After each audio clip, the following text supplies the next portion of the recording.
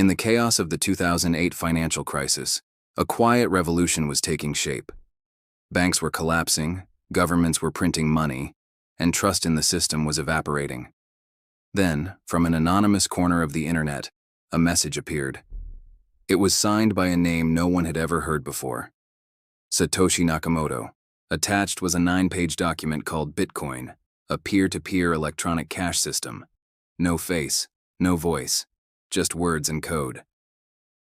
That document would ignite an idea powerful enough to challenge the entire financial order. It wasn't just a new kind of money, it was a new kind of trust.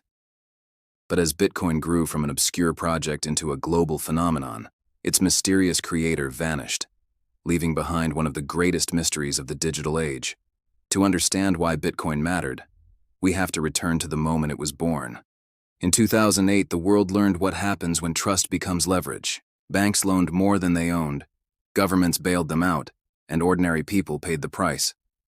Money was no longer neutral, it was political. Satoshi's answer was radical. Create money that relies not on promises, but on mathematics. Bitcoin would be global, borderless, and immune to manipulation. It could not be printed, frozen, or reversed. Every transaction would live forever on a public ledger maintained by thousands of independent computers. No central bank, no single owner, just math, transparency, and code. Before Bitcoin, others had tried to invent digital money.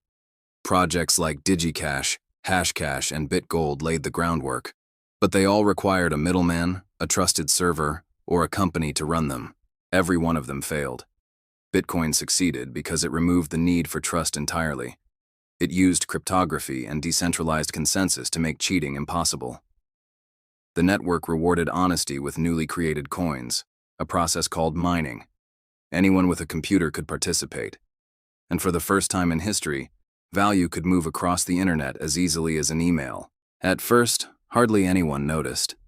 On online forums, a handful of programmers experimented, trading fractions of bitcoins that were worth less than a penny. In 2010, one early user spent 10,000 bitcoins on 2 pizzas, the first real-world Bitcoin purchase. At the time, it seemed funny.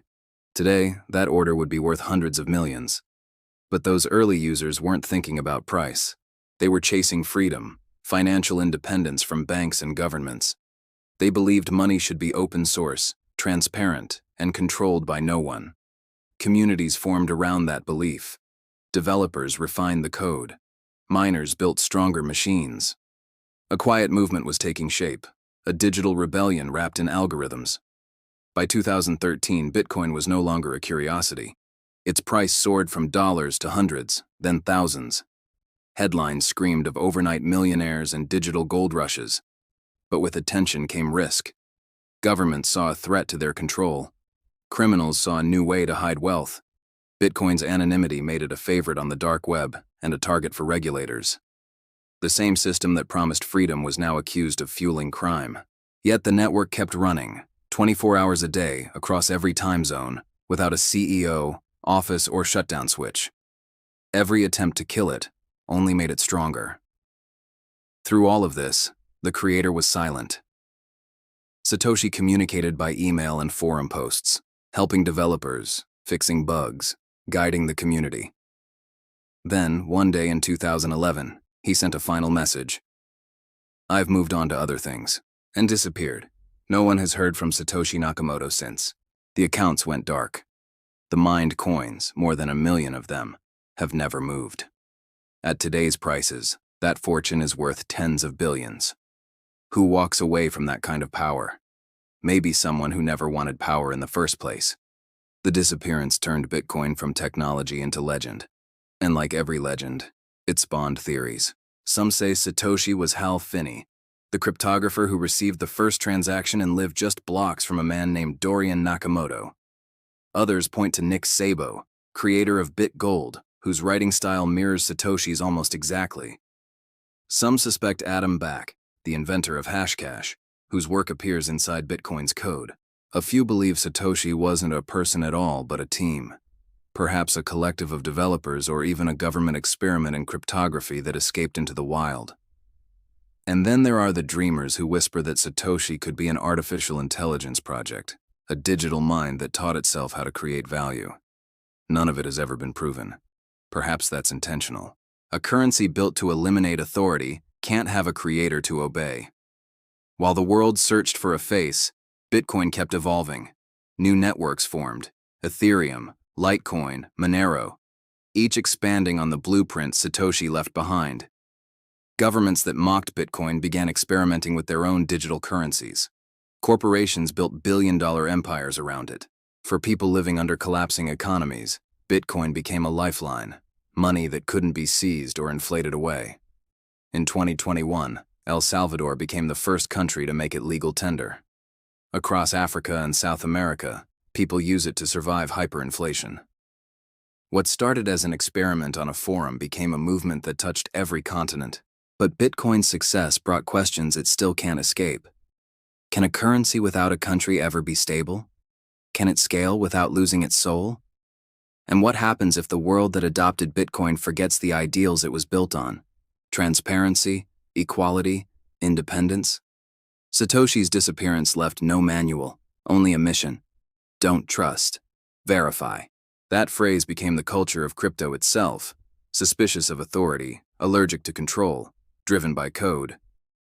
15 years later, Satoshi's silence still defines Bitcoin's strength.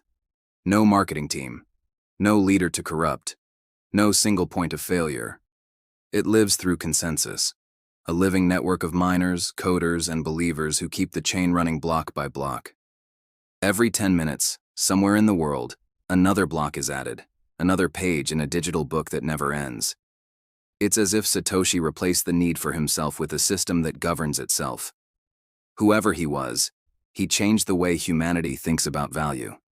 He showed that trust can be engineered, that scarcity can exist in the digital world, that freedom can be written in code.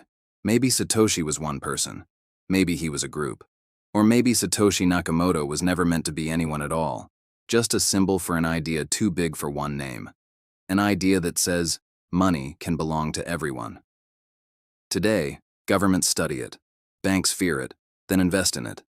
Ordinary people save in it, trade with it, build on it. Bitcoin has been declared dead more than 400 times. And yet, every time someone calls it a bubble, it inflates again. Because Bitcoin isn't simply code, it's belief. A belief that trust can exist without permission, that technology can outlast politics, that sometimes the most powerful thing you can do is disappear. Satoshi Nakamoto may never come back. The emails will stay silent. The coins will stay untouched. But maybe that's exactly what he intended. Because revolutions don't need leaders. They need longevity. And the code he left behind still runs, day and night, block after block, proving that ideas once released can't be contained. So who is Satoshi Nakamoto? A man? A movement?